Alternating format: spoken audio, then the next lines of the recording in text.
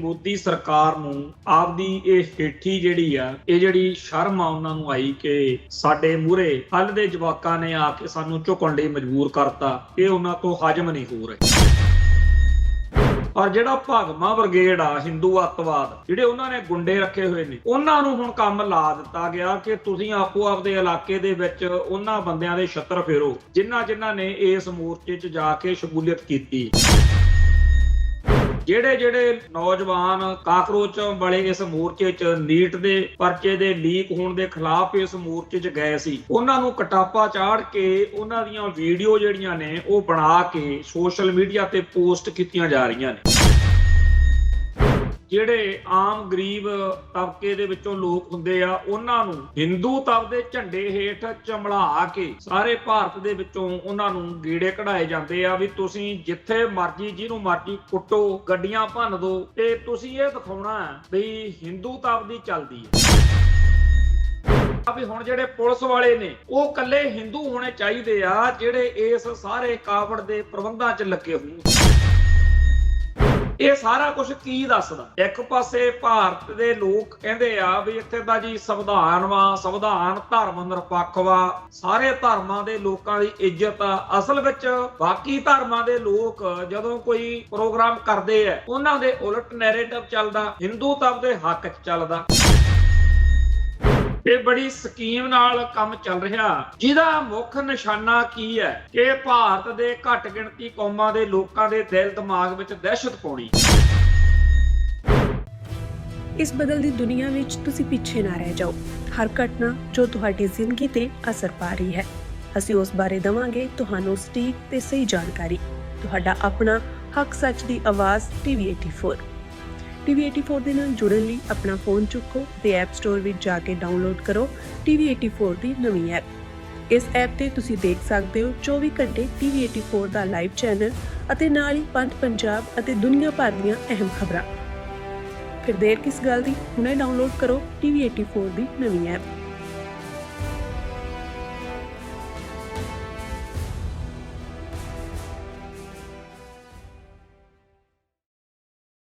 TV84 ਤੇ programme ਖਬਰ ਦੀ ਖਬਰ ਦੇਖ ਰਿਹਾ ਹੈ ਸਾਰੇ ਦਰਸ਼ਕਾਂ ਨੂੰ ਮੈਂ ਸਰਬਜੀਤ ਸਿੰਘ ਧਮਾਨ ਫਤਿਹ ਅਰਜ ਕਰਦਾ ਜੀ। ਵਾਹਿਗੁਰੂ ਜੀ ਕਾ ਖਾਲਸਾ, ਵਾਹਿਗੁਰੂ ਜੀ ਕੀ ਫਤਿਹ। ਕਾਕਰੋਚਾਂ ਵਾਲੇ ਅੰਦੋਲਨ ਦੇ ਮਾਮਲੇ ਵਿੱਚ ਇੱਕ ਵਾਰ ਤਾਂ ਲੱਗਦਾ ਸੀ ਕਿ ਮੋਦੀ ਸਰਕਾਰ ਨੇ ਬੜਾ ਸਾਰਥਕ ਤੇ ਸਹੀ ਕਦਮ ਚੱਕਿਆ, ਪਰ ਜਿਸ ਤਰੀਕੇ ਨਾਲ ਵਾਅਦਿਆਂ ਤੋਂ ਮੁੱਕਰ ਕੇ ਹੁਣ ਉਸ ਅੰਦੋਲਨ ਵਿੱਚ ਸ਼ਾਮਲ ਹੋਣ ਵਾਲੇ ਲੋਕਾਂ ਦੇ ਉੱਤੇ ਹਮਲੇ ਹੋ ਰਹੇ ਨੇ, ਉਹਨਾਂ ਨੂੰ ਫੜ ਕੇ ਪਰਚੇ ਦਰਜ ਕੀਤੇ ਜਾ ਰਹੇ ਨੇ, ਜਿਵੇਂ ਉਹਨਾਂ ਨੂੰ ਜਲੀਲ ਕੀਤਾ ਜਾ ਰਿਹਾ। ਇਹਦੇ ਤੋਂ ਸਾਫ਼ ਜ਼ਾਹਿਰ ਆ ਕਿ ਮੋਦੀ ਸਰਕਾਰ ਨੂੰ ਆਪਦੀ ਇਹ ਹੇਠੀ ਜਿਹੜੀ ਆ ਇਹ ਜਿਹੜੀ ਸ਼ਰਮ ਆ ਉਹਨਾਂ ਨੂੰ ਆਈ ਕਿ ਸਾਡੇ ਮੂਹਰੇ ਹੱਲ ਦੇ ਜਵਾਕਾਂ ਨੇ ਆ ਕੇ ਸਾਨੂੰ ਝੁਕਣ ਲਈ ਮਜਬੂਰ ਕਰਤਾ। ਇਹ ਉਹਨਾਂ ਤੋਂ ਹਜਮ ਨਹੀਂ ਹੋ ਰਿਹਾ। ਇਸ ਮੌਕੇ ਬੜਾ ਰੌਲਾ ਪਿਆ ਹੋਇਆ ਕਿ ਥਾਂ ਦੇ ਉੱਤੇ ਉਹਨਾਂ ਵਿਦਿਆਰਥੀਆਂ ਨੂੰ ਜਾਂ ਹੋਰ ਲੋਕਾਂ ਨੂੰ ਲੱਭ ਕੇ ਕਾਰਵਾਈ ਕੀਤੀ ਜਾ ਰਹੀ। ਬੇਸ਼ੱਕ ਹੁਣ ਇਹ ਜਿਹੜੀ ਕਾਕਰੋਚ ਜਨਤਾ ਪਾਰਟੀ ਬਣੀ ਹੈ ਇਹਦੇ ਵੱਲੋਂ ਵੀ ਵਿਰੋਧ ਦਰਜ ਕਰਾਇਆ ਜਾ ਰਿਹਾ ਕਿ ਤੁਸੀਂ ਸਾਡੇ ਨਾਲ ਜਿਹੜਾ ਵਾਅਦਾ ਕੀਤਾ ਸੀ ਉਹ ਪੂਰਾ ਨਹੀਂ ਕਰ ਰਹੇ। ਪਰ ਵਾਅਦਾ ਕੱਲਾ ਸਰਕਾਰੀ ਤੌਰ ਤੇ ਤਾਂ ਜਿਹੜਾ ਚੱਲਦਾ ਕੰਮ ਵੀ ਪੁਲਿਸ ਨੂੰ ਕਹਿ ਦੇਣਗੇ ਵੀ ਚਲੋ ਗਾਹਾਂ ਨਾ ਕਰੋ ਕੁਝ, ਉਹ ਹੋ ਸਕਦਾ। ਪਰ ਜਿਹੜਾ ਭਗਵਾਂ ਬ੍ਰਿਗੇਡ ਆ ਹਿੰਦੂ ਅੱਤਵਾਦ ਜਿਹੜੇ ਉਹਨਾਂ ਨੇ ਗੁੰਡੇ ਰੱਖੇ ਹੋਏ ਨੇ ਉਹਨਾਂ ਨੂੰ ਹੁਣ ਕੰਮ ਲਾ ਦਿੱਤਾ ਗਿਆ ਕਿ ਤੁਸੀਂ ਆਪੋ ਆਪਦੇ ਇਲਾਕੇ ਦੇ ਵਿੱਚ ਉਹਨਾਂ ਬੰਦਿਆਂ ਦੇ ਛੱਤਰ ਫੇਰੋ ਜਿਨ੍ਹਾਂ ਨੇ ਇਸ ਮੋਰਚੇ 'ਚ ਜਾ ਕੇ ਸ਼ਮੂਲੀਅਤ ਕੀਤੀ। ਤੇ ਉਹਨਾਂ ਨੂੰ ਡਰ ਵੀ ਹੈ ਨਹੀਂ ਕੋਈ, ਕਿਉਂਕਿ ਜਦ ਸਹੀਆਂ ਭੈ ਕੋਤਵਾਲ ਫਿਰ ਡਰ ਕਾਹਦਾ। ਸੋ ਇਸ ਮੌਕੇ ਦਿੱਲੀ ਤੇ ਹੋਰਨਾਂ ਸ਼ਹਿਰਾਂ ਦੇ ਵਿੱਚ ਜਿਹੜੇ ਨੌਜਵਾਨ ਕਿਸਾਨ ਕਾਕਰੋਚ ਵਾਲੇ ਇਸ ਮੋਰਚੇ 'ਚ ਨੀਟ ਦੇ ਪਰਚੇ ਦੇ ਲੀਕ ਹੋਣ ਦੇ ਖਿਲਾਫ ਇਸ ਮੋਰਚੇ 'ਚ ਗਏ ਸੀ ਉਹਨਾਂ ਨੂੰ ਕਟਾਪਾ ਚਾੜ ਕੇ ਉਹਨਾਂ ਦੀਆਂ ਵੀਡੀਓ ਜਿਹੜੀਆਂ ਨੇ ਉਹ ਬਣਾ ਕੇ ਸੋਸ਼ਲ ਮੀਡੀਆ ਤੇ ਪੋਸਟ ਕੀਤੀਆਂ ਜਾ ਰਹੀਆਂ ਨੇ। ਹਾਂ, ਇਹ ਗੱਲ ਜ਼ਰੂਰ ਆ ਤੇ ਜਿਵੇਂ ਪੰਜਾਬ ਦੇ ਵਿੱਚ ਜਿਹੜੇ ਦੱਲੇ ਸੀ, ਟੈਟ ਸੀ, ਟਾਊਟ ਸੀ, ਉਹਨਾਂ ਤੋਂ ਪਹਿਲਾਂ ਕੰਮ ਲਿਆ ਤੇ ਕੰਮ ਲੈ ਕੇ ਬਾਅਦ ਵਿੱਚ ਉਹਨਾਂ ਨੂੰ ਪੁਲਿਸ ਨੇ ਮਾਰ ਵੀ ਦਿੱਤਾ ਸੀ। ਉਵੇਂ ਹੀ ਜਿਹੜੇ ਭਾਗਵੇਂ ਬ੍ਰਿਗੇਡ ਦੇ ਬੰਦੇ ਇਸ ਮੌਕੇ ਮੋਦੀ ਤੰਤਰ ਦਾ ਕੰਮ ਸਾਰਦੇ ਨੇ, ਉਹਨਾਂ ਵਿੱਚੋਂ ਜਿਹਦੀ ਮਗਰ ਕੋਈ ਪੁੱਛਗਿੱਛ ਨਹੀਂ ਹੈਗੀ, ਉਹਨੂੰ ਫੜ ਵੀ ਲੈਂਦੇ ਆ। ਹੋ ਸਕਦਾ 2-4-10 ਦਿਨਾਂ ਬਾਅਦ ਕੋਈ ਉਹਨਾਂ ਦੀ ਰਿਹਾਈ ਕਰਾ ਦਿੰਦੇ ਹੋਣ, ਪਰ ਇੱਕ ਵਾਰੀ ਸੋਸ਼ਲ ਮੀਡੀਆ ਤੇ ਇਹ ਆ ਜਾਂਦਾ ਕਿ ਪਹਿਲਾਂ ਕਿਸੇ ਨੂੰ ਫੜਦੰਗੀ, ਬਜਰੰਗ ਦਲੀਏ, ਹਿੰਦੂ ਅੱਤਵਾਦੀ ਫੜ ਕੇ ਕੁੱਟਦੇ ਆ, ਫਿਰ ਲੋਕ ਰੌਲਾ ਪਾਉਂਦੇ ਆ, ਫਿਰ ਉਹਨੂੰ ਪੁਲਿਸ ਫੜ ਲੈਂਦੀ ਆ ਤੇ ਫੜ ਕੇ ਬਾਅਦ ਵਿੱਚ ਉਹਦੀ ਰਿਹਾਈ ਦੀ ਕਦੇ ਨਾ ਕਦੇ ਖਬਰ 2-4 ਦਿਨ ਬਾਅਦ ਆ ਜਾਂਦੀ। ਇਹ ਲਗਾਤਾਰ ਚੱਲ ਰਿਹਾ। ਅਸਲ ਵਿੱਚ ਹਿੰਦੂ ਕੱਟੜਵਾਦ ਦਾ ਦਾਬਾ ਲੋਕਾਂ ਦੇ ਦਿਲਾਂ 'ਚ ਬਿਠਾਉਣ ਦੀ ਕਵਾਇਦ ਜਿਹੜੀ ਆ ਉਹ ਜਾਰੀ ਹੈ। ਇੱਕ ਇੱਥੇ ਆਉਣ ਵਾਲੇ ਦਿਨਾਂ 'ਚੋਂ ਗੱਲ ਚੱਲਣੀ ਆ, ਵੈਸੇ ਅੱਜ ਹੀ ਉਹਦਾ ਥੋੜਾ ਬਹੁਤਾ ਜਲਵਾ ਦੇਖਣ ਨੂੰ ਮਿਲ ਰਿਹਾ। ਇਹਨਾਂ ਦਿਨਾਂ ਦੇ ਵਿੱਚ ਇੱਕ ਕਾਂਵੜ ਯਾਤਰਾ ਕੱਢਦੇ ਆ।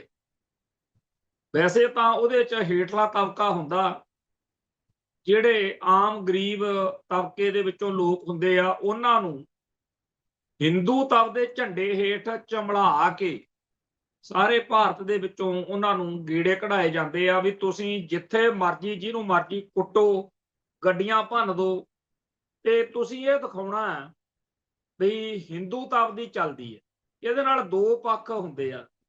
ਇੱਕ ਤਾਂ ਜਿਹੜੇ ਹੇਠਲੇ ਤਬਕੇ ਦੇ ਲੋਕ ਨੇ, ਉਹਨਾਂ ਨੂੰ ਇਹ ਮੌਕਾ ਮਿਲਦਾ, ਅਕਲ ਤਾਂ ਹੁੰਦੀ ਨਹੀਂ, ਉਹਨਾਂ ਨੂੰ ਇਹ ਲੱਗਦਾ ਕਿ ਜੇ ਅਸੀਂ ਹਿੰਦੂਤਵ ਦਾ ਕਾਂਵੜ ਦਾ ਝੰਡਾ ਲੈ ਕੇ ਚੱਲਾਂਗੇ ਤੇ ਸਾਨੂੰ ਬਦਮਾਸ਼ੀ ਕਰਨ ਦੇ ਸਾਰੇ ਹੱਕ ਮਿਲ ਜਾਂਦੇ। ਦੂਜਾ ਇਹ ਆ ਕਿ ਜਿਸ ਜਿਸ ਇਲਾਕੇ ਦੇ ਵਿੱਚ ਹਿੰਦੂਤਵ ਨੇ ਆਪਦਾ ਝੰਡਾ ਝਲਾਉਣਾ ਹੁੰਦਾ, ਉੱਥੇ ਉੱਥੇ ਇਹ ਲੋਕ ਕਾਵੜ ਯਾਤਰਾ ਦੇ ਬਹਾਨੇ ਦਹਿਸ਼ਤ ਜਿਹੜੀ ਆ ਉਹ ਫੈਲਾਉਂਦੇ ਆ। ਫਿਰ ਉਹੀ ਗੱਲ ਜਿਹੜੀ ਪਹਿਲਾਂ ਕਹਿ ਕੇ ਹਟੇ ਆ ਕਿ ਆਮ ਬੰਦੇ ਦੇ ਦਿਲ ਦਿਮਾਗ ਦੇ ਵਿੱਚ ਹਿੰਦੂ ਕੱਟੜਵਾਦ ਦੀ ਦਹਿਸ਼ਤ ਪਾਉਣ ਦਾ ਇਹ ਸਾਰਾ ਇੱਕ ਪ੍ਰੋਜੈਕਟ ਚੱਲ ਰਿਹਾ। ਹੁਣ ਉਹਦੇ ਬਾਰੇ ਵੀ ਇੱਕ ਭਾਗਵੇਂ ਬ੍ਰਿਗੇਡ ਵੱਲੋਂ ਬਿਆਨ ਆ ਚੁੱਕਿਆ ਕਿ ਸਿਰਫ ਹਿੰਦੂ ਪੁਲਿਸਮੈਨ ਹੀ ਕਾਵੜ ਦੀ ਯਾਤਰਾ ਦੌਰਾਨ ਪ੍ਰਬੰਧਾਂ ਵਿੱਚ ਹੋਣੇ ਚਾਹੀਦੇ।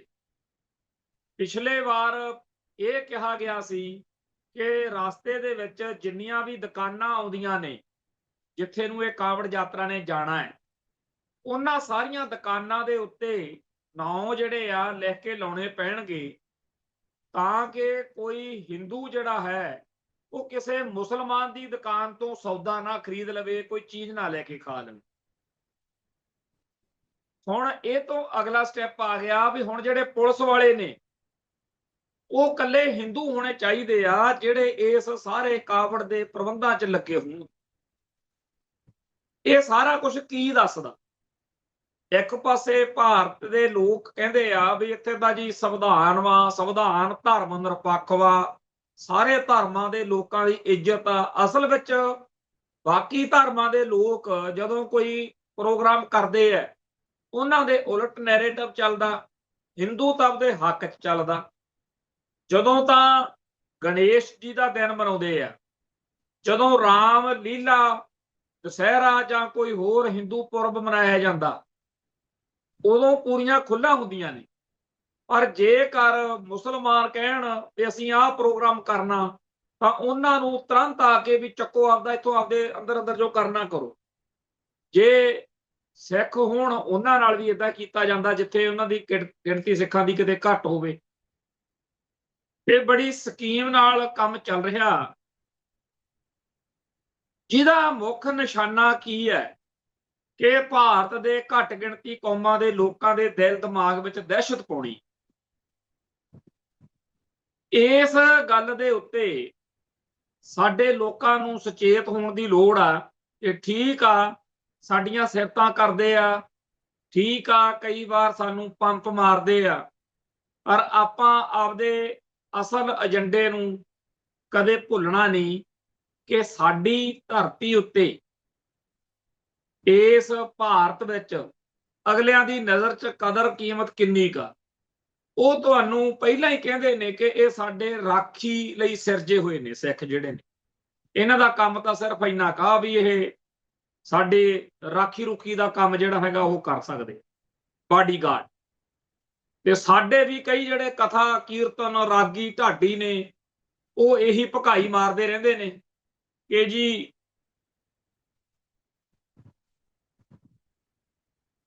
ਸਾਡੇ ਵੀ ਕਈ ਰਾਗੀ ਢਾਡੀ ਕਥਾ ਕੀਰਤਨ ਵਾਲੇ ਇਹ ਭਕਾਈ ਮਾਰਦੇ ਰਹਿੰਦੇ ਨੇ ਕਿ ਹਿੰਦੂਆਂ ਦੀ ਰਾਖੀ ਲਈ ਗੁਰੂਆਂ ਨੇ ਕੁਰਬਾਨੀਆਂ ਕੀਤੀਆਂ, ਹਿੰਦੂ ਧਰਮ ਨੂੰ ਬਚਾਉਣ ਲਈ ਖਾਲਸਾ ਸਾਜਿਆ।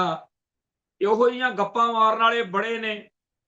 ਪਰ ਮੇਰੇ ਸਾਹਮਣੇ ਆ ਇੱਕ ਫੋਟੋ ਹੈ ਜਿਹਦੇ ਵਿੱਚ ਘੱਟੋ ਘੱਟ 10 10 20 25 ਨਿਹੰਗ ਸਿੰਘ ਬਾਣੇ ਵਾਲੇ, ਨੀਲੀਆਂ ਉਹਨਾਂ ਦੇ ਨੀਲਾ ਬਾਣਾ ਤੇ ਵੱਡੀਆਂ ਕਿਰਪਾਨਾਂ ਪਾਈਆਂ ਹੋਈਆਂ, ਬੜੇ ਸੋਹਣੇ ਲੱਗਦੇ ਆ, ਬਹੁਤ ਸ਼ਾਨਦਾਰ।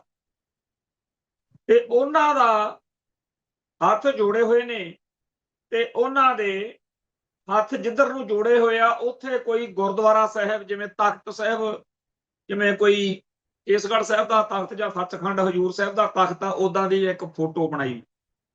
ਪਰ ਉਹਦੇ ਉੱਤੇ ਸ਼ੇਰਾਂ ਵਾਲੀ ਮਾਤਾ, ਸ਼ੇਰਾਂ ਵਾਲੀ ਮਾਤਾ ਜਿਹੜੀ ਆ ਉਹਨੂੰ ਉਹ ਮੱਥਾ ਟੇਕ ਰਹੇ ਨੇ। ਤੇ ਉੱਤੇ ਲਿਖਣ ਵਾਲੇ ਪ੍ਰਵੀਨ ਮਨਹਾਸ ਨੇ ਲਿਖਿਆ ਵੀ ਇਹ ਦੇਖੋ ਜੀ ਭਗਉਤੀ ਦੀ ਸਿੱਖ ਪੂਜਾ ਕਰਦੇ। ਹੁਣ ਜਿਹੜੀ ਇਹ ਗੱਲ ਹੈ, ਸਾਡੀ ਕੌਮ ਦੇ ਬਹੁਤ ਵੱਡੇ ਹਿੱਸੇ ਨੂੰ ਇਹ ਬਿਮਾਰੀ ਪਈ ਹੋਈ ਆ ਵੀ ਆਪਾਂ ਜੀ ਹਿੰਦੂਆਂ ਦੀ ਰਾਖੀ ਲਈ ਸਿਰਜੇ ਗਏ ਆ। ਭਗਉਤੀ ਜਿਹੜੀ ਆ ਸ਼ੇਰਾਂ ਵਾਲੀ ਮਾਤਾ, ਉਹਦੇ ਆਪਾਂ ਨੂੰ ਗੁਣ ਗਾਉਣੇ ਚਾਹੀਦੇ ਨੇ। ਸਾਡਾ 300 ਸਾਲ ਦੇ ਵਿੱਚ ਅਗਲਿਆਂ ਨੇ ਹਾਲ ਕੀ ਕਰਤਾ ਤੁਸੀਂ ਇਹ ਦੇਖੋ। 1850 ਤੋਂ ਪਹਿਲਾਂ ਇੰਨਾ ਬੁਰਾ ਹਾਲ ਨਹੀਂ ਸੀ, ਪਰ 1850 ਤੋਂ ਬਾਅਦ ਇੱਕਦਮ ਪੁੱਠਾ ਗੇੜਾ ਚੱਲਿਆ। ਜੋ 300 ਸਾਲ ਦੇ ਵਿੱਚ ਗੁਰੂ ਸਾਹਿਬਾਨ ਨੇ ਸਾਡੇ ਅੰਦਰੋਂ ਬਾਹਮਣਵਾਦ ਦੀ ਮੈਲ ਕੱਢੀ ਸੀ, ਅਸੀਂ ਉਹ ਚੱਕ ਕੇ ਹੁਣ ਫੇਰ ਗਲ ਪਾਉਣ ਲੱਗੇ ਹੋਏ ਆ, ਆਪਦੇ ਸਿਰ ਤੇ ਸਵਾਹ ਪਾਉਣ ਲੱਗੇ ਹੋਏ। ਇਸ ਸਾਰੇ ਚੱਕਰ ਦੇ ਵਿੱਚ ਜੇਕਰ ਕੋਈ ਸਿੱਖ ਸੱਚੀ ਗੱਲ ਕਵੇ ਕਿ ਗੁਰਾਂ ਦਾ ਖਾਲਸਾ ਹਿੰਦ ਅਤੇ ਹਿੰਦੂ ਤੋਂ ਹੀ ਨਹੀਂ, ਸਾਰੀ ਦੁਨੀਆ ਤੋਂ ਵੱਖਰਾ ਅਤੇ ਨਿਆਰਾ ਹੈ। ਜੇਕਰ ਕੋਈ ਸਿੱਖ ਕੌਮ ਦੇ ਵੱਖਰੇਪਣ ਦੀ, ਅੱਡਰੇਪਣ ਦੀ, ਖਾਸ ਤੌਰ ਤੇ ਹਿੰਦੂ ਤਬ ਤੋਂ ਵੱਖਰੇ ਹੋਣ ਦੀ ਗੱਲ ਕਰਦਾ ਹੈ, ਇਹ ਕਹਿੰਦੇ ਆ ਕੱਟੜਵਾਦੀ, ਰੈਡੀਕਲ ਵਾ, ਮੂਲਵਾਦੀ ਹੈ, ਇਹ ਵਧੀਆ ਬੰਦਾ ਨਹੀਂ ਹੈਗਾ। ਹੁਣ ਵਧੀਆ ਸਿੱਖ ਕੌਣ ਮੰਨਿਆ ਜਾਂਦਾ?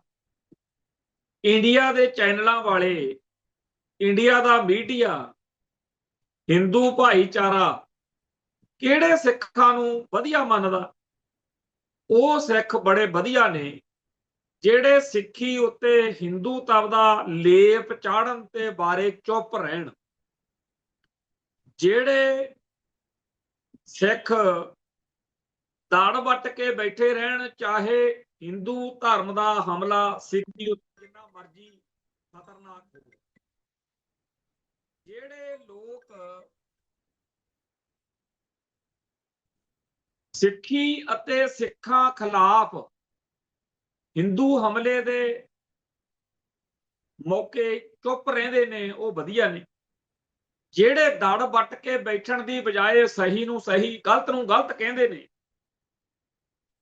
ਉਹ ਬਹੁਤ ਮਾੜੇ ਨੇ, ਉਹ ਕੱਟੜਪੰਥੀ ਨੇ। ਫਿਰ ਉਹਨਾਂ ਦੇ ਨਾਲ ਗਾਹਾਂ ਬੜਾ ਕੁਝ ਜੁੜ ਜਾਂਦਾ। ਆ ਸਤਲੁਜ ਫਿਲਮ ਆਈ, ਉਹਦੇ ਕਰਕੇ ਬੀਤੇ ਦੌਰ ਦੇ ਜ਼ਖਮ ਅੱਲੇ ਹੋ ਗਏ। ਬਹੁਤ ਸਾਰੇ ਸਿੱਖਾਂ ਨੇ ਆਪਦੇ ਉੱਤੇ ਹੋਈ ਬੀਤੀ ਦੀ ਦਾਸਤਾਨ ਬਿਆਨ ਕੀਤੀ। ਉਹ YouTube ਚੈਨਲ ਜਿਨ੍ਹਾਂ ਤੋਂ ਸਿੱਖ ਭਾਈਚਾਰਾ ਬੜਾ ਦੁਖੀ ਹੈ ਕਿ ਇਹ ਲੱਭ ਕੇ ਉਹਨਾਂ ਬੰਦਿਆਂ ਨੂੰ ਚੈਨਲਾਂ ਤੇ ਲਿਆਉਂਦੇ ਆ ਜਿਹੜੇ ਸਿੱਖਾਂ ਦਾ ਤੇ ਸਿੱਖੀ ਦਾ ਨੁਕਸਾਨ ਕਰ ਸਕਣ, ਸਿੱਖਾਂ ਨੂੰ ਜਲੀਲ ਕਰ ਸਕਣ ਵਾਲੀਆਂ ਜਿਹੜੀਆਂ ਗੱਲਾਂ ਕਰ ਸਕਣ। ਇਸ ਵਾਰ 10-15 ਦਿਨ ਉਹਨਾਂ YouTube ਚੈਨਲਾਂ ਨੇ ਵੀ ਸੁਚੱਜਾ ਕੰਮ ਕੀਤਾ, ਉਹਨਾਂ ਪਰਿਵਾਰਾਂ ਨੂੰ ਮਿਲੇ। ਇਸ ਸਾਰੇ ਸਮੇਂ ਦੌਰਾਨ ਜਦੋਂ ਭਾਰਤੀਆਂ ਨੇ, ਹਿੰਦੂ ਤਵੀਆਂ ਨੇ, ਕਾਂਗਰਸੀਆਂ ਨੇ, ਕਾਮਰੇਡਾਂ ਨੇ, ਐਂਟੀ ਸਿੱਖ ਤਾਕਤਾਂ ਨੇ ਦੇਖਿਆ ਕਿ ਸਿੱਖਾਂ ਦੀ ਨਵੀਂ ਜਿਹੜੀ ਪੀੜ੍ਹੀ ਆ, ਜਿਹੜੀ 15 ਤੋਂ 20-30 ਸਾਲ ਦੇ ਵਿਚਾਲੇ ਆ, ਜਿਨ੍ਹਾਂ ਦਾ ਜਨਮ 1995 ਚ ਹੋਇਆ, ਜਿਨ੍ਹਾਂ ਨੇ 2005 ਵਿੱਚ 10 ਕੁ ਸਾਲ ਦੀ ਉਮਰ ਤੋਂ ਹੋਸ਼ ਸੰਭਾਲਣੀ ਸ਼ੁਰੂ ਕੀਤੀ, ਇਹ ਬੀਤੇ 20-25 ਸਾਲਾਂ ਦੇ ਵਿੱਚ ਉਹਨਾਂ ਨੇ ਬਹੁਤ ਕੁਝ ਦੇਖ ਲਿਆ, ਬਹੁਤ ਕੁਝ ਸਿੱਖ ਲਿਆ, ਤੇ ਉਹਨਾਂ ਉੱਤੇ ਅਸੀਂ ਭਾਰਤ ਮਾਤਾ ਦਾ ਲੇਪ ਚਾੜਿਆ ਹੋਇਆ ਸੀ। ਉਹਨਾਂ ਨੂੰ ਤਾਂ ਸਿਖਾਇਆ ਹੀ ਬੜਾ ਪੁੱਠਾ ਸਿੱਧਾ ਸੀ, ਪਰ ਉਹਨਾਂ ਸਾਰਿਆਂ ਨੇ ਸਤਲੁਜ ਫਿਲਮ ਦੇਖ ਕੇ ਕਹਿਤਾ ਕਿ ਸਾਨੂੰ ਤਾਂ ਪਤਾ ਹੀ ਹੋਣ ਲੱਗਿਆ ਕਿ ਪੰਜਾਬ ਦੇ ਵਿੱਚ KPS ਗਿੱਲ ਨੇ ਐਡੇ ਵੱਡੇ ਪੱਧਰ ਦੇ ਉੱਤੇ ਕਤਲੇਆਮ ਕੀਤਾ, ਕਿਵੇਂ ਇੱਥੇ ਬੇਅੰਤੇ ਬੁੱਚੜ ਦੇ ਰਾਜ ਵਿੱਚ ਜਲਾਦ ਬਣ ਕੇ ਪੁਲਸੀਆਂ ਨੇ ਬੇਅੰਤ ਲੋਕਾਂ ਨੂੰ ਘਰਾਂ ਚੋਂ ਚੱਕ ਕੇ ਕਤਲ ਕਰਕੇ ਦਰਿਆਵਾਂ ਦੇ ਵਿੱਚ ਰੋੜ ਦਿੱਤਾ। ਜਦੋਂ ਲੋਕਾਂ ਨੂੰ ਪਤਾ ਲੱਗਿਆ ਕਿ ਇੱਥੇ ਸਰਦਾਰ ਭਗਤ ਸਿੰਘ ਦਾ ਪਰਿਵਾਰ, ਗਦਰੀ ਬਾਬਿਆਂ ਦੇ ਪਰਿਵਾਰ, 1947 ਤੋਂ ਪਹਿਲਾਂ ਜਿਨ੍ਹਾਂ ਦੇ ਪਰਿਵਾਰਾਂ ਨੇ ਅੰਗਰੇਜ਼ਾਂ ਨਾਲ ਲੜਦਿਆਂ ਆਜ਼ਾਦੀ ਦੇ ਸੰਘਰਸ਼ ਵਿੱਚ ਯੋਗਦਾਨ ਪਾਇਆ, ਉਹਨਾਂ ਦੇ ਪਰਿਵਾਰਾਂ ਦਾ ਜਿੰਨਾ ਬੁਰਾ ਹਾਲ 1978 ਤੋਂ 95 ਦੇ ਵਿਚਾਲੇ ਕੀਤਾ ਗਿਆ, ਉਹ ਜਦੋਂ ਤੱਥ, ਉਹ ਜਦੋਂ ਸਬੂਤ, ਉਹ ਜਦੋਂ ਵੇਰਵੇ ਬਾਹਰ ਆਏ ਤਾਂ ਭਾਰਤ ਮਾਤਾ ਨੂੰ ਬੁਖਾਰ ਚੜ ਗਿਆ। ਉਹਨਾਂ ਨੇ ਫਿਰ ਰਵਨੀਤ ਬਿੱਟੂ ਮੂਹਰੇ ਲਾਇਆ, ਪਿੱਟਣ ਲੱਗ ਗਿਆ, ਕਹਿੰਦਾ ਜੀ ਸਾਡੇ 35,000 ਮਾਰਤੇ। ਉਹ ਸਾਰੇ ਰੌਲੇ ਗੋਲੇ ਦੇ ਦੌਰਾਨ ਲੋਕਾਂ ਨੇ ਜਵਾਬ ਦਿੱਤਾ ਕਿ ਭਾਈ ਕੇਤੀਆ ਚੇਤੇ ਕਰ ਲਾ, ਹੋਰ ਬੜੇ ਕਾਂਡ ਨੇ। ਤੇ ਇਸ ਮੌਕੇ ਹੁਣ ਜਦੋਂ ਅਗਸਤ ਦਾ ਮਹੀਨਾ ਆ ਰਿਹਾ, ਮਹੀਨਾ 31 ਅਗਸਤ ਨੂੰ ਬੇਅੰਤ ਸਿੰਘ ਉਡਾਇਆ ਸੀ, ਸਾਡੇ ਭਾਈਚਾਰੇ ਨੂੰ ਬਹੁਤ ਸਾਰੀਆਂ ਗੱਲਾਂ ਭੁੱਲ ਜਾਂਦੀਆਂ। ਮੈਨੂੰ ਕਈਆਂ ਨੇ ਆਖਿਆ ਕਿ ਜੀ ਤੁਸੀਂ ਜਿੱਦਣ ਫਿਲਮ ਦੇ ਮਾਮਲੇ 'ਚ ਪਹਿਲੇ ਦਿਨ ਬੋਲੇ, ਜਿਹੜੇ ਭਰਾਵਾਂ ਨੂੰ ਚੇਤੇ ਹੋਣੀ ਆ ਮੇਰੀ ਗੱਲ, ਮੈਂ ਕਿਹਾ ਸੀਗਾ ਕਿ ਮੈਨੂੰ ਬੜੀ ਸ਼ਰਮ ਆ ਰਹੀ ਆ ਕਿ ਤੁਸੀਂ ਕਹਿ ਰਹੇ ਹੋ ਕਿ ਸਾਨੂੰ ਤਾਂ ਪਤਾ ਹੀ ਹੋਣ ਲੱਗਿਆ ਵੀ ਸਤਲੁਜ ਫਿਲਮ ਦੇਖ ਕੇ ਵੀ ਆਹ ਕੁਝ ਹੋਇਆ ਇੱਥੇ। ਭਾਈ ਅਸੀਂ ਤਾਂ ਫਿਲਮ ਤਾਂ ਅੱਜ ਆਈ ਆ ਤੇ ਉਹਨਾਂ ਨੇ ਲਾਤੀ, ਅਸੀਂ ਤਾਂ ਪਿਛਲੇ ਲੰਮੇ ਅਰਸੇ ਤੋਂ ਪਿੱਟ ਕੇ ਮਰੇ ਪਏ ਆ, ਕਮਲੇ ਹੋਏ ਪਏ ਆ ਕਿ ਸਾਡੇ ਨਾਲ ਹੋਇਆ ਕੀ ਹੈ। ਤੇ ਅਸੀਂ, ਸਾਡੇ ਵਰਗੇ ਬੇਅੰਤ ਭੈਣ ਭਰਾ ਦਿਨ ਰਾਤ ਇਹੀ ਕੰਮ ਕਰਦੇ। ਜਦੋਂ 2010 ਵਿੱਚ ਮੈਂ ਜੇਲ੍ਹ ਚੋਂ ਨਿਕਲਿਆ, 2011-12 ਦੇ ਵਿੱਚ ਇੱਕ ਨੌਜਵਾਨ ਤਰਜਿੰਦਰ ਸਿੰਘ ਸੋਹਲ ਮੇਰੇ ਕੋਲ ਆਇਆ।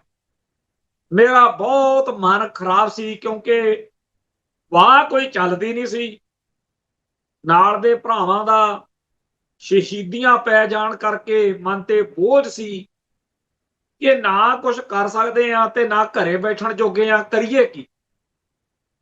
ਉਹਨੇ ਮੈਨੂੰ ਕਿਹਾ ਕਿ ਭਾਈ ਸਾਹਿਬ ਆ ਇੱਕ ਫੇਸਬੁੱਕ ਆਈ ਆ, ਏਦਾਂ ਇਹਦੇ ਤੇ ਕੰਮ ਕਰਦੇ ਆ ਲੋਕ।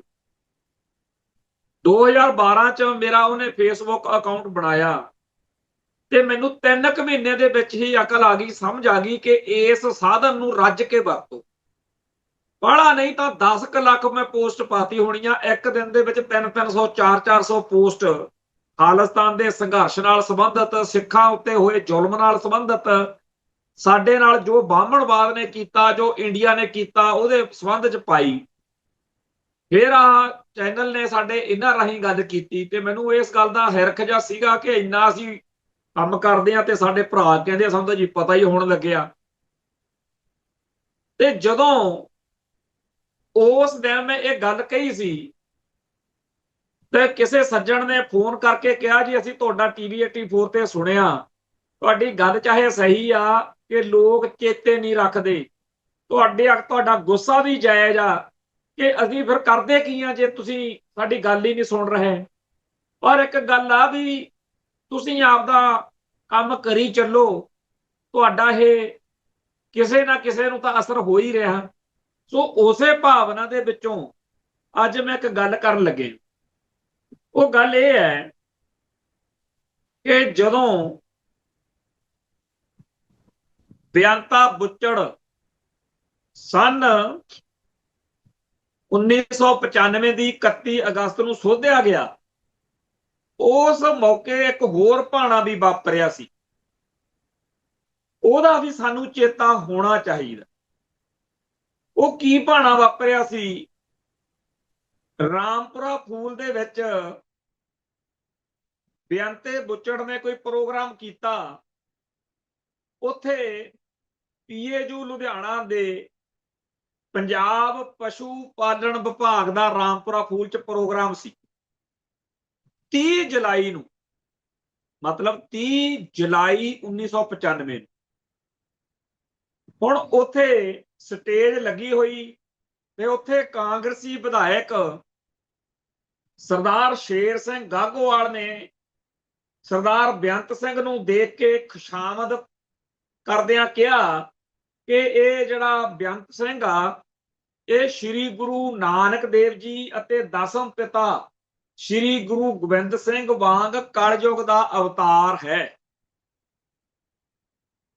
ਮੈਂ ਇੱਥੇ ਗੱਲ ਰੋਕ ਕੇ ਖਬਰ ਅੱਗੇ ਪੜਨ ਤੋਂ ਪਹਿਲਾਂ ਆਪਣੇ ਭਾਈਚਾਰੇ ਨੂੰ ਫੇਰ ਚੇਤੇ ਕਰਾਉਣਾ ਚਾਹੁੰਦਾ ਕਿ ਆਪਾਂ ਨੂੰ ਚੇਤੇ ਆ ਕਿ 1995 ਚ ਬੇਅੰਤ ਸਿੰਘ ਜਦੋਂ 1995 ਦੇ 31 ਅਗਸਤ ਨੂੰ ਉੱਡਿਆ, ਉਦੋਂ 1 ਮਹੀਨਾ ਪਹਿਲਾਂ ਆਹ ਵੀ ਕੰਮ ਕੀਤਾ ਸੀ ਉਹਨੇ। ਸ਼ੇਰ ਸਿੰਘ ਗਾਗੋਵਾਲ ਕਾਂਗਰਸ ਦਾ ਵਿਧਾਇਕ ਰਾਮਪੁਰਾ ਫੂਲ ਦੇ ਵਿੱਚ ਕਹਿ ਰਿਹਾ ਕਿ ਬੇਅੰਤ ਸਿੰਘ, ਜਿਹਨੂੰ ਲੋਕ ਕਹਿੰਦੇ ਸੀ ਬੁੱਚੜ, ਉਸ ਬੇਅੰਤ ਸਿੰਘ ਬਾਰੇ ਉਹ ਕਹਿੰਦਾ ਇਹ ਸ੍ਰੀ ਗੁਰੂ ਨਾਨਕ ਦੇਵ ਜੀ ਅਤੇ 10ਵੇਂ ਪਿਤਾ ਦਾ ਅਵਤਾਰ ਹੈ। ਤੇ ਉਹਨੇ ਕਿਹਾ ਬਈ ਜਿਵੇਂ ਗੁਰੂ ਸਾਹਿਬਾਨ ਦਾ ਬਾਅਦ ਵਿੱਚ ਲੋਕਾਂ ਨੂੰ ਪਤਾ ਲੱਗਿਆ ਸੀ ਵੀ ਉਹ ਐਡੀ ਵੱਡੀ ਹਸਤੀ ਆ, ਕਹਿੰਦਾ ਬੇਅੰਤ ਸਿੰਘ ਦੇ ਬਾਰੇ ਵੀ ਬਾਅਦ ਚ ਪਤਾ ਲੱਗੂਗਾ ਵੀ ਇਹ ਤਾਂ ਅਵਤਾਰ ਸੀ ਕੋਈ, ਜਿਹੜਾ ਧਰਤੀ ਉੱਤੇ ਪਾਪ ਦਾ ਨਾਸ਼ ਕਰਨ ਆਇਆ ਸੀ। ਇਹਨੇ ਤਾਂ ਕਹਿੰਦਾ ਅਕਾਲ ਪੁਰਖ ਦੇ ਹੁਕਮ ਤੇ ਅਵਤਾਰ ਧਾਰਿਆ ਤੇ ਪੰਜਾਬ ਵਿੱਚੋਂ ਜ਼ੁਲਮ ਦਾ ਨਾਸ਼ ਕੀਤਾ। ਇਹ ਗੱਲ ਸ਼ੇਰ ਸਿੰਘ ਗਾਗੋਵਾਲ ਨੇ ਰਾਮਪੁਰਾ ਫੂਲ ਚ 30 ਜੁਲਾਈ 1995 ਨੂੰ ਕਹੀ। ਫੇਰ ਉੱਠਿਆ ਪੰਡਤ ਸੋਮਦੱਤ, ਬਰਨਾਲੇ ਤੋਂ ਵਿਧਾਇਕ ਸੀਗਾ। ਉਹ ਕਹਿੰਦਾ ਬਈ ਤੂੰ ਕਹਿੰਦਾ ਇਹ ਗੁਰੂ ਨਾਨਕ ਦੇਵ ਜੀ ਦਾ, ਗੁਰੂ ਗੋਬਿੰਦ ਸਿੰਘ ਜੀ ਦਾ ਅਵਤਾਰ ਆ, ਪਰ ਮੈਂ ਕਹਿੰਦਾ ਕਿ ਇਹ ਤਾਂ ਭਗਵਾਨ ਕ੍ਰਿਸ਼ਨ ਤੇ ਭਗਵਾਨ ਰਾਮਚੰਦਰ ਜੀ ਦਾ ਅਵਤਾਰ ਆ। ਤੇ ਇਹਨਾਂ ਦੋਨਾਂ ਨੇ ਇਸ ਤੋਂ ਅੱਗੇ ਜੋ ਕੁਝ ਕਿਹਾ ਉਹ ਮੈਂ ਪੜਨ ਦਾ ਪਾਪ ਜਿਹੜਾ ਹੈਗਾ ਉਹ ਨਹੀਂ ਕਰਨਾ ਚਾਹੁੰਦਾ। ਇਹ ਗੱਲ ਵੀ ਮੈਨੂੰ ਤਾਂ ਦੱਸਣੀ ਪੈ ਰਹੀ ਆ ਕਿਉਂਕਿ ਸਾਡੇ ਕਈ ਬੰਦੇ ਜਿਹੜੇ ਨੇ ਉਹਨਾਂ ਨੂੰ ਲੱਗਦਾ ਵੀ ਖਨੀ ਏਪੀਐਸ ਗੈਲੀ ਮਾੜਾ ਸੀ, ਬੇਅੰਤ ਸਿੰਘ ਤਾਂ ਇੰਨਾ ਮਾੜਾ ਹੈ ਨਹੀਂ ਸੀ।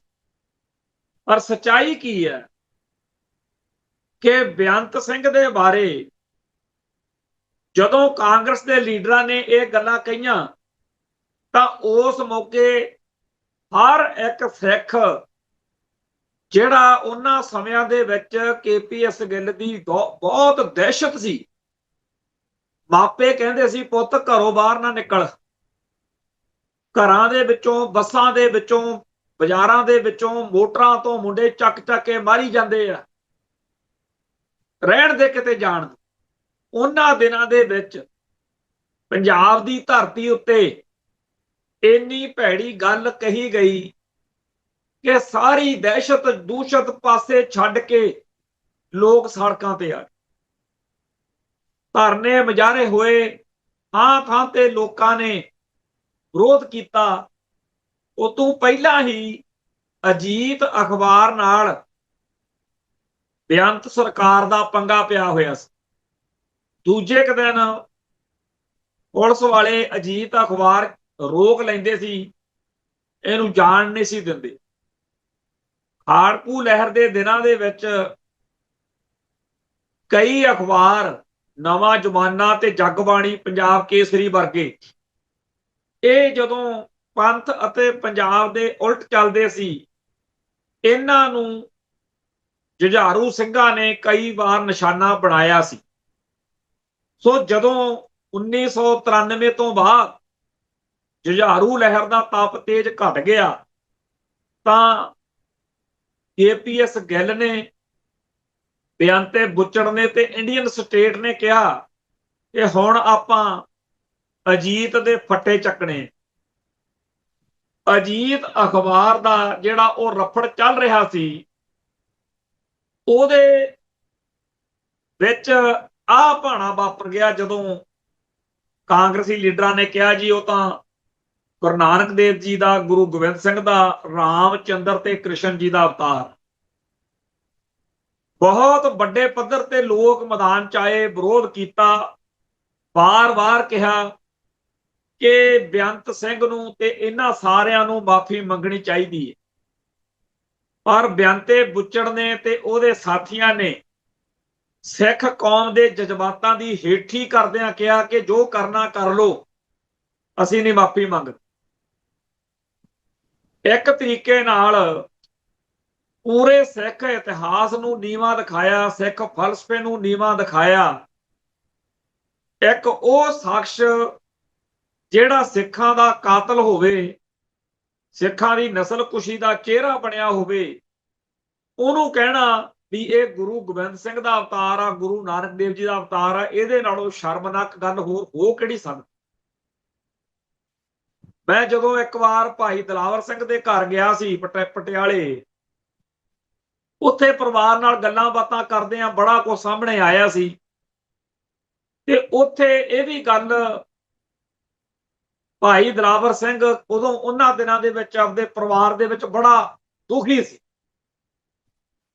ਉਹਨੇ ਕਿਹਾ, ਪਾਪਾ ਜੀ ਬੇਅੰਤ ਸਿੰਘ ਵੱਡਾ ਕਿ ਗੁਰੂ ਸਾਹਿਬਾਨ ਵੱਡੇ ਆ? ਪਿਤਾ ਜੀ ਨੇ ਕਿਹਾ ਵੱਡੇ ਤਾਂ ਗੁਰੂ ਸਾਹਿਬ ਹੀ ਨੇ। ਕਹਿੰਦੇ ਬਸ ਹੋ ਗਿਆ ਫੈਸਲਾ, ਜਾਂ ਤਾਂ ਹੁਣ ਗੁਰੂ ਸਾਹਿਬ ਦਾ ਨਾਮ ਰਹਿ ਸਕਦਾ ਜਾਂ ਬੇਅੰਤ ਸਿੰਘ ਦਾ।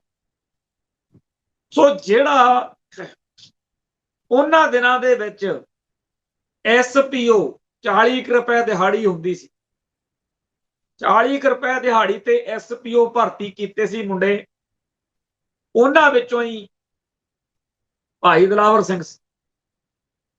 ਤੇ ਬੜੇ ਵਿਚਾਰੇ ਨੇ ਕਈ ਕੰਮ ਕਰਨੇ ਚਾਹੇ, ਕਦੇ ਕੁਛ ਕਦੇ ਕੁਛ।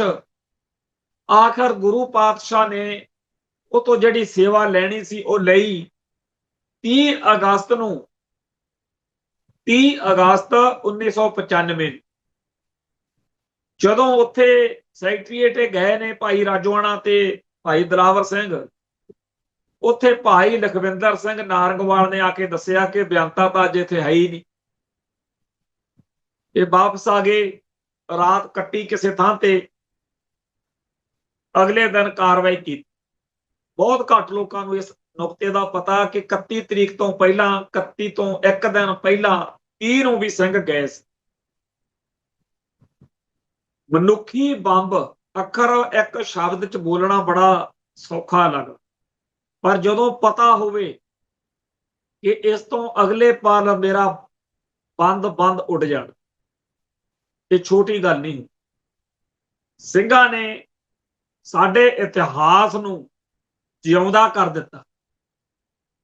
ਅੱਜ ਇਹ ਗੱਲ ਮੈਂ ਇਸ ਕਰਕੇ ਵੀ ਛੇੜੀ ਆ ਕਿ ਸੋਸ਼ਲ ਮੀਡੀਆ ਉੱਤੇ ਕਈ ਸਿਆਣੇ ਬਿਆਣੇ ਬੰਦੇ ਸਾਡੀ ਕੌਮ ਦੇ ਯੋਧਿਆਂ ਦੇ ਮੁਤਲਕ ਬਹੁਤ ਨਾਵਾਚਕ ਗੱਲਾਂ ਕੱਢ ਕੇ ਲੱਭ ਕੇ ਲਿਆ ਰਹੇ।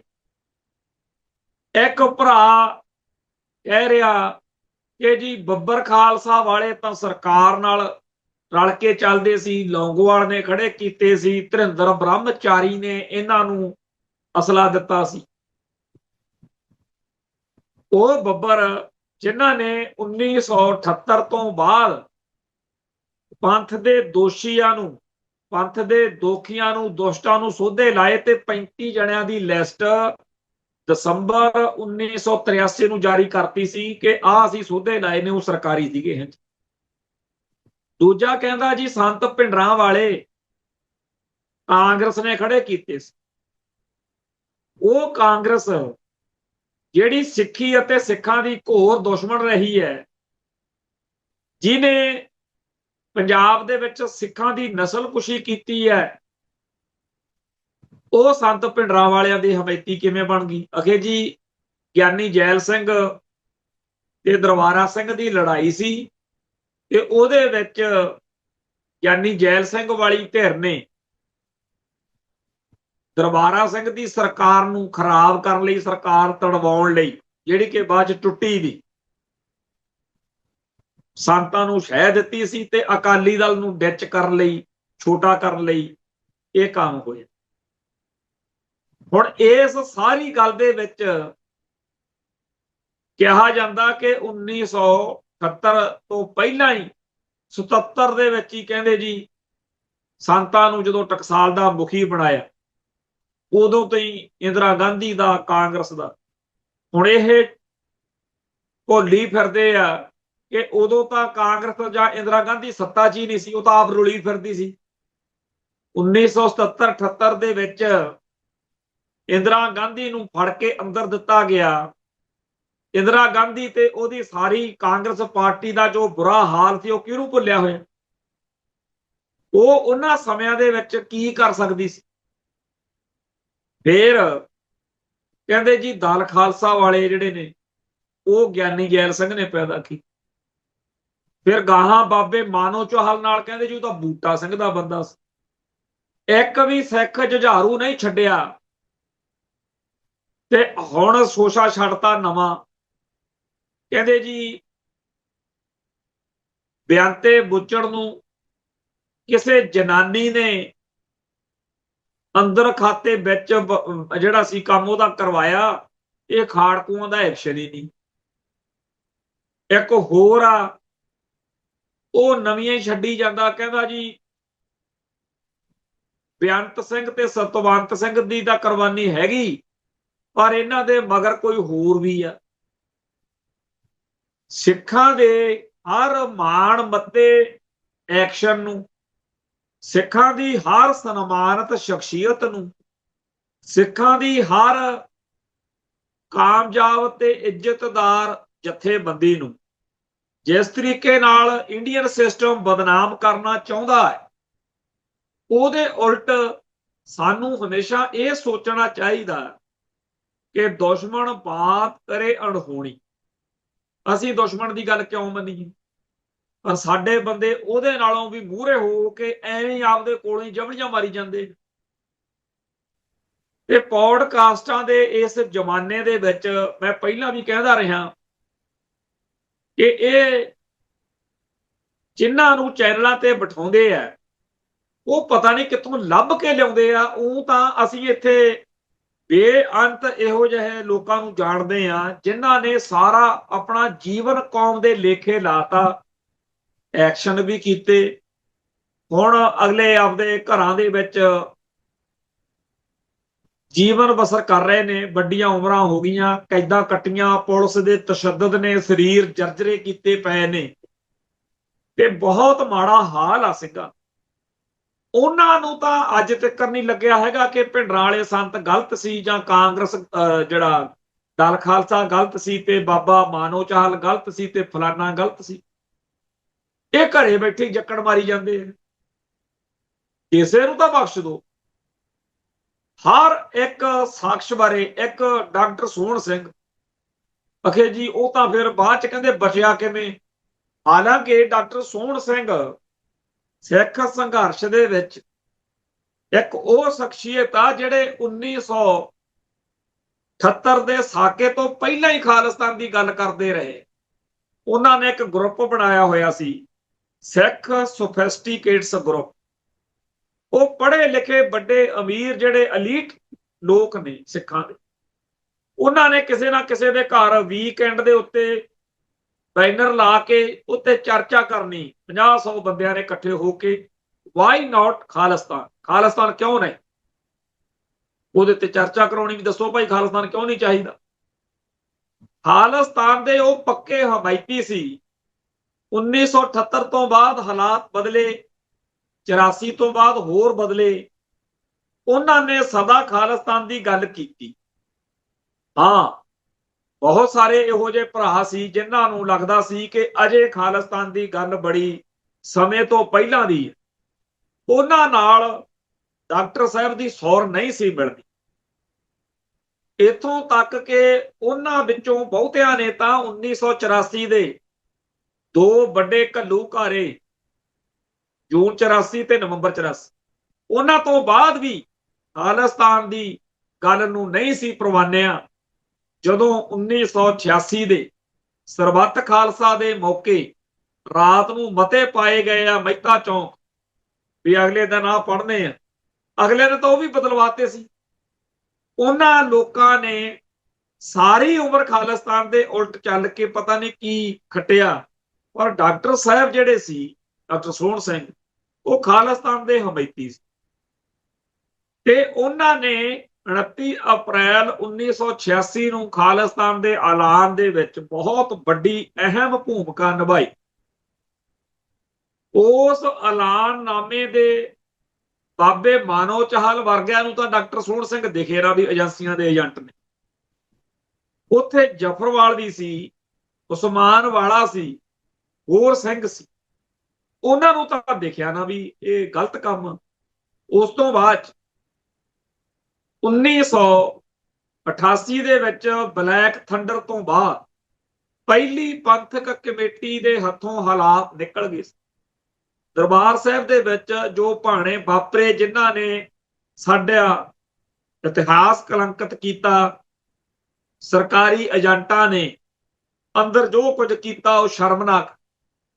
ਸੋ ਪਹਿਲੀ ਪੰਥਕ ਕਮੇਟੀ ਦੇ ਬਰਾਬਰ ਇੱਕ ਨਵੀਂ ਪੰਥਕ ਕਮੇਟੀ ਹੋਂਦ ਵਿੱਚ ਆਈ, ਜਿਹਦੇ ਪਿੱਛੇ ਬਹੁਤ ਲੋਕਾਂ ਦਾ ਦਿਲ ਤੇ ਦਿਮਾਗ ਸੀ। ਪਰ ਉਹਦੇ ਵਿੱਚ 1982-83 ਤੋਂ ਸਿੱਖ ਸੰਘਰਸ਼ ਵਿੱਚ ਲਗਾਤਾਰ ਸਰਗਰਮ ਚੱਲੇ ਆ ਰਹੇ ਜਥੇਦਾਰ ਭਾਈ ਚਰਨਜੀਤ ਸਿੰਘ ਚੰਨੀ ਤਲਵੰਡੀ ਦਾ ਮੇਨ ਮੰਨਿਆ ਜਾਂਦਾ, ਭਾਈ ਲਾਭ ਸਿੰਘ ਦਾ ਸੀ ਮੇਨ। ਇਹ ਦੋ ਸਿੰਘ ਡਾਕਟਰ ਸੋਹਣ ਸਿੰਘ ਨੂੰ ਘਰੋਂ ਲੈ ਕੇ ਆਏ। ਇਹਨਾਂ ਨੇ ਡਾਕਟਰ ਸੋਹਣ ਸਿੰਘ ਨੂੰ ਨਾਲ ਤੋਰ ਕੇ ਖਾਲਿਸਤਾਨ ਦੀ ਗੱਲ ਕਰਵਾਈ। ਇਹ ਹੀ ਦੋਨੇ ਜਿਹੜੇ ਜਨਰਲ ਲਾਭ ਸਿੰਘ ਤੇ ਭਾਈ ਚਰਨੀ ਸਿੰਘ ਚੰਨੀ ਤਲਵੰਡੀ ਹੈ, ਇਹੀ ਉਹਨਾਂ ਨੂੰ ਅੰਡਰਗਰਾਉਂਡ ਕਰਾਉਣ ਦੇ ਵਿੱਚ ਪੂਰੀ ਭੂਮਿਕਾ ਨਿਭਾਉਂਦੇ ਆ ਜਦੋਂ ਪਾਕਿਸਤਾਨ ਲੈ ਕੇ ਜਾਂਦੇ। ਫਿਰ ਡਾਕਟਰ ਸੋਹਣ ਸਿੰਘ ਸਾਰੀ ਹਾੜਕੂ ਲਹਿਰ ਦਾ ਅੰਡਰਗਰਾਉਂਡ ਸਰਗਰਮੀ ਦਾ ਕੇਂਦਰੀ ਨੁਕਤਾ ਬਣਦੇ ਆ, ਕੇਂਦਰੀ ਬੰਦਾ ਬਣਦੇ ਆ। ਤੇ ਉਹ ਕਾਰਵਾਈਆਂ ਜਿਨ੍ਹਾਂ ਨੇ ਉਸ ਸੰਘਰਸ਼ ਨੂੰ ਸਿਖਰ ਤੇ ਪਹੁੰਚਾਇਆ, ਉਹਨਾਂ ਦੇ ਵਿੱਚ ਡਾਕਟਰ ਸਾਹਿਬ ਦਾ ਬਹੁਤ ਵੱਡਾ ਯੋਗਦਾਨ। ਹਾਂ, 1991 ਦੇ ਵਿੱਚ ਜਦੋਂ ਸਰਕਾਰ ਅਤੇ ਜੁਝਾਰੂ ਧਿਰਾਂ ਦੇ ਵਿਚਾਲੇ ਡਾਇਲੋਗ ਚੱਲਿਆ, ਜਿਹਦੇ ਵਿੱਚ ਭਾਈ ਕੰਵਰ ਸਿੰਘ ਧਾਮੀ ਤੇ ਸੈਮੂਅਲ ਨਾਂ ਦਾ ਇੱਥੇ ਇੱਕ ਵਕੀਲ ਸੀਗਾ ਚੰਡੀਗੜ੍ਹ, ਆਪਣੇ ਅੰਮ੍ਰਿਤਸਰ, ਇਹਨਾਂ ਰਾਹੀਂ ਸਰਕਾਰ ਨਾਲ ਗੱਲਬਾਤ ਚੱਲੀ। ਉਸ ਗੱਲਬਾਤ ਵਿੱਚ ਚੰਦਰ ਸ਼ੇਖਰ ਦੀ ਸਰਕਾਰ ਮੌਕੇ ਮਲੂਆ ਕ੍ਰਿਸ਼ਨਧਰ ਨੇ ਵੀ ਕਿਤਾਬ ਲਿਖੀ ਆ ਤੇ ਮੋਟੇ ਤੌਰ ਦੇ ਉੱਤੇ ਸੁਬੋਧ ਕਾਂਤ ਸਹਾਏ ਕੇਂਦਰ ਦਾ ਮੰਤਰੀ ਸੀ, ਉਹਦੇ ਨਾਲ ਖਾੜਕੂ ਸਿੰਘਾਂ ਦੀਆਂ ਮੀਟਿੰਗਾਂ ਵੀ ਹੋਈ। ਜੋ ਪ੍ਰਪੋਜ਼ਲ ਸਰਕਾਰ ਨੇ ਦਿੱਤੀ ਉਹਦੇ ਬਾਰੇ ਸਿੰਘਾਂ ਦੇ ਵਿੱਚ ਵੱਖਰੀ ਵੱਖਰੀ ਰਾਏ ਸੀ। ਹੋਰ ਕਈ ਨੁਕਤਿਆਂ ਸਮੇਤ ਇੱਕ ਨੁਕਤਾ ਸੀ ਇਲੈਕਸ਼ਨ ਦਾ, ਕਿ ਚੋਣਾਂ ਲੜਨੀਆਂ ਚਾਹੀਦੀਆਂ ਕਿ ਨਹੀਂ। ਖਾੜਕੂ ਸਿੰਘਾਂ ਦੇ ਵਿੱਚ ਬਹੁਤੇ ਲੋਕਾਂ ਦਾ ਦਿਮਾਗ ਦਿਲ ਇਸ ਗੱਲ ਵਿੱਚ ਸੀ ਕਿ ਚੋਣਾਂ ਲੜ ਕੇ ਆਪਣੇ ਮਕਸਦ ਨੂੰ ਸੱਟ ਵੱਜਦੀ ਆ, ਆਪਾਂ ਚੋਣਾਂ ਨਹੀਂ ਲੜਨੀਆਂ। ਜੋ ਵੀ ਉਹਨਾਂ ਨੇ ਪੱਖ ਰੱਖਿਆ, ਉਸ ਪੱਖ ਨੂੰ ਜੇ ਕਿਸੇ ਨੇ ਹੋਰ ਜ਼ਿਆਦਾ ਸਪਸ਼ਟਤਾ ਨਾਲ ਸਮਝਣਾ ਹੋਵੇ ਤਾਂ ਅੱਜ ਵੀ ਭਾਈ ਸਾਹਿਬ ਸ਼ਹੀਦ ਭਾਈ ਜਸਵੰਤ ਸਿੰਘ ਖਾਲੜਾ, ਉਹਨਾਂ ਦੇ ਲੇਖ ਜਿਹੜੇ ਆ, ਉਹਨਾਂ ਦੇ ਵਿਚਾਰ ਜਿਹੜੇ ਆ, ਉਹ ਕਿਤਾਬ ਛਾਪੀ ਆ ਸਰਦਾਰ ਅਜਮੇਰ ਸਿੰਘ ਨੇ, ਇੰਗਲਿਸ਼ ਵਿੱਚ ਵੀ ਆ, ਪੰਜਾਬੀ ਚ ਵੀ। ਜਸਵੰਤ ਸਿੰਘ ਖਾਲੜਾ ਨੇ ਵੀ ਚੋਣਾਂ ਦੇ ਬਾਈਕਾਟ ਬਾਰੇ ਆਪਦਾ ਮਤ ਦਿੱਤਾ ਕਿ ਚੋਣਾਂ ਬਾਈਕਾਟ ਕਰਨੀਆਂ ਚਾਹੀਦੀਆਂ। ਬਹੁਤ ਸਾਰੇ ਹੋਰ ਸੀ ਜਿਨ੍ਹਾਂ ਦੇ ਵਿਚਾਰ ਸੀ ਕਿ ਚੋਣਾਂ ਨਹੀਂ ਲੜਨੀਆਂ ਚਾਹੀਦੀਆਂ। ਪਰ ਐਨ ਇਸ ਮੌਕੇ ਡਾਕਟਰ ਸੋਹਣ ਸਿੰਘ ਚੋਣਾਂ ਦੇ ਹੱਕ ਵਿੱਚ ਸੀ ਕਿ ਚੋਣ ਲੜਨੀ ਚਾਹੀਦੀ। ਦੂਜੇ ਪਾਸੇ ਬਾਬਾ ਮਾਨੋ ਚਾਹਲ ਚੋਣਾਂ ਦਾ ਹਮਾਇਤੀ ਸੀ। ਇਹਨਾਂ ਦੋਨਾਂ ਨੇ ਚੋਣਾਂ ਦੇ ਹਮਾਇਤ ਵਿੱਚ ਗੱਲ ਕੀਤੀ, ਬਾਕੀ ਸਿੰਘਾਂ ਨੇ ਚੋਣਾਂ ਦਾ ਬਾਈਕਾਟ ਕਰਨ ਦਾ ਐਲਾਨ ਕੀਤਾ। ਆਖਰ ਚੋਣਾਂ ਦਾ ਬਾਈਕਾਟ ਹੋਏ। ਪਰ ਅੱਜ ਉੱਠ ਕੇ ਜਿਨ੍ਹਾਂ ਨੂੰ ਨਾ ਕਿਸੇ ਗੱਲ ਦਾ ਪਤਾ ਨਾ ਵਾਸਤਾ, ਉਹ ਬਾਬੇ ਮਾਨੋ ਚਾਹਲ ਨੂੰ ਵੀ ਭੰਡੀ ਜਾਂਦੇ ਆ, ਬੂਟਾ ਸਿੰਘ ਨਾਲ ਜੋੜੀ ਜਾਂਦੇ ਆ, ਤੇ ਡਾਕਟਰ ਸੋਹਣ ਸਿੰਘ ਨੂੰ। ਉਹ ਕਿਸੇ ਨੂੰ ਤਾਂ ਛੱਡ ਦੋ, ਸਿੱਖ ਕੌਮ ਲਈ ਲੜਨ ਮਰਨ ਵਾਲੇ ਸਾਰੇ ਹੀ ਸਿੰਘਾਂ ਦਾ ਆਪਸ ਵਿੱਚ ਹੀ ਕਿਸੇ ਨੁਕਤੇ ਤੇ ਵਖਰੇਵਾ ਹੋਣਾ ਹੋਰ ਗੱਲ ਆ, ਪਰ ਉਹਨਾਂ ਨੂੰ ਸਰਕਾਰੀ ਏਜੰਡੇ ਤਹਿਤ ਨਿੰਦਣਾ ਭੰਡਣਾ ਬਹੁਤ ਮਾੜੀ ਗੱਲ ਆ। ਆਓ ਕੌਮ ਦੇ ਯੋਧਿਆਂ ਦਾ ਸਤਿਕਾਰ ਕਰੀਏ ਤੇ ਖਾਲਿਸਤਾਨ ਦੇ ਸੰਘਰਸ਼ ਨੂੰ, ਅਗਲੇ ਸੰਘਰਸ਼ ਨੂੰ ਸਮਰਪਿਤ ਹੋ ਕੇ ਉਹ ਸੋਚੀਏ। ਨਾਨਕ ਨਾਮ ਚੜ੍ਹਦੀ ਕਲਾ, ਤੇਰੇ ਭਾਣੇ ਸਰਬੱਤ ਦਾ ਭਲਾ। ਵਾਹਿਗੁਰੂ ਜੀ ਕਾ ਖਾਲਸਾ, ਵਾਹਿਗੁਰੂ ਜੀ ਕੀ ਫਤਿਹ।